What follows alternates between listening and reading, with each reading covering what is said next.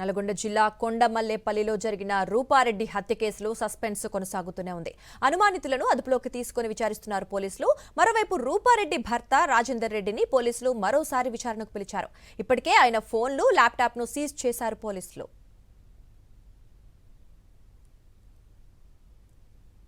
ఇదే అంశానికి సంబంధించి మరిన్ని డీటెయిల్స్ మా కరెస్పాండెంట్ అశోక్ అందిస్తారు.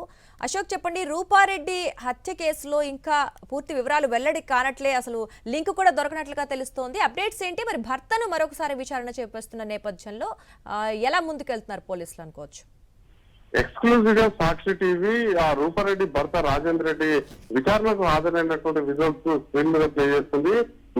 గడిచిన 3 రోజుల పాటు రాజేంద్ర రెడ్డిని విస్తృత స్థాయిలో విచారణ చేసినప్పుడు కూడా తనకేం సంబంధం లేదని చెప్పేసి దాటవేస్తూ వస్తున్నట్టు కూడా తెలుస్తుంది. 4వ రోజు కూడా ఈ రోజు విచారణకు పిలిచినటువంటి నేపథ్యంలోనే కొండమల్లపల్లి సీఐతో పాటు చింతపల్లి ఎస్ఐ రాంపూర్ ఆధ్వర్యంలో విచారణ సాగుతుంది. ప్రస్తుతం రాజేంద్ర రెడ్డిని మధ్యపల్లి పోలీస్ స్టేషన్ లో ఉంచి విచారిస్తున్నారు పోలీసులు. అయితే గడిచిన 3 రోజులు తనకేం సంబంధం లేదని చెప్పేసి చెప్తున్నప్పుడు కూడా అతనికి సంబంధించినటువంటి 2 ఫోన్లతో పాటు ల్యాప్టాప్ ను కూడా ఇప్పటికే సీజ్ చేసి కాల్ కూడా పూర్తి స్థాయిలో అప్లై చేస్తున్నారు. అదే సమయంలో రూపారెడ్డికి రాజేంద్ర రెడ్డి గతంలో ఏమైనా గొడవలు జరిగాయని చెప్పి కూడా రాజేంద్ర రెడ్డిని ప్రశ్నించినటువంటి నేపథ్యంలో తమ మధ్యన అన్యోన్యంగా జీవనం సాగిస్తున్నాం, కానీ ఏ రోజు కూడా గొడవ జరగలేదు, హత్యకు తనకేం సంబంధం లేదు, వస్తున్నటువంటి ఆరోపణలన్నీ కూడా అవాస్తవం అని చెప్పేసి కూడా పోలీసుల దృష్టికి తీసుకొచ్చినట్టు తెలుస్తుంది. మరోవైపు 6 రోజులతో పాటు అసలు నిందితులు పట్టుకోవడంతో అనేక అనుమానాలు ప్రశ్నలు తలెత్తున్నటువంటి నేపథ్యంలోనే విచారణకు సంబంధించినటువంటి విషయాలపై పోలీస్ శాఖ ఉన్నతాధికారులు కూడా ఆరోపిస్తున్నట్టు తెలుస్తుంది.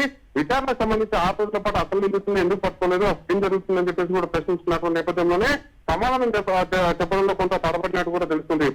ఈ నెల 11వ తారీఖున సాయంత్రం 5 గంటలు దాటి తర్వాత హత్య జరిగినప్పుడు కూడా ఈ రోజు 15వ తారీఖు, అంటే దాదాపు 6 దాటి 7 రోజులు కావస్తుంది, అంటే వారం కావస్తుంది. అయినప్పుడు కూడా సంచలనం ఈ కేసులో సీసీ ఫుటేజ్ పూర్తి స్థాయి సాంకేతికత అందుబాటులో ఉంది. అదే సమయంలో రూపారెడ్డి ఫోన్ మిస్ అయినప్పుడు సిడిఆర్ తీసిన తర్వాత రూపారెడ్డికి వచ్చినటువంటి incoming calls, out going calls సంబంధించినటువంటి విషయంలో ఎవరెవరు ఫోన్ చేశారు, ఎంతసేపు మాట్లాడారు చెప్పేసి కూడా మొత్తం పూర్తి స్థాయిలో ఆ డేటా అందుబాటులో ఉన్నప్పుడు కూడా అసలు నిందితులు ఎవరైనా పట్టుకోవడంలో కొంత విఫలమైనట్టు కూడా చెప్పుకోవచ్చు. ఇప్పటికే మరోవైపు కొండమల్లపల్లికి సంబంధించి గతంలో ఇక్కడ జులైగా తిరుగుతున్నటువంటి వ్యక్తులు కావచ్చు, గంజాయి మొత్తంలో ఉన్నటువంటి వ్యక్తులు కావచ్చు, ఇక్కడ డ్రగ్స్ బాధితున్న వ్యక్తుల పాత్ర ఏమైనా ఉందా అన్న కోణంలో కూడా ప్రస్తుతం అయితే పోలీసులు దాదాపు 20 మందిని కూడా అదుపులోకి తీసుకొని వివిధ పోలీస్ స్టేషన్ లో పెట్టి కూడా విచారణ చేస్తున్నట్టు తెలుస్తుంది. అదే సమయంలో నాగార్జున కాన్సెప్ట్ స్కూల్ రూపారెడ్డి నిర్వహిస్తుంది. ఈ కాన్సెప్ట్ స్కూల్ సంబంధించి కూడా పూర్వ విద్యార్థుల యొక్క పాత్ర ఏమైనా ఉందా అన్న కోణంలో కూడా దాదాపు 10 మంది విద్యార్థులు కూడా పూర్వ విద్యార్థులు కూడా ప్రస్తుతం అంటే కొండమల్లపల్లిలోనే ఉన్నటువంటి పూర్వ విద్యార్థులు.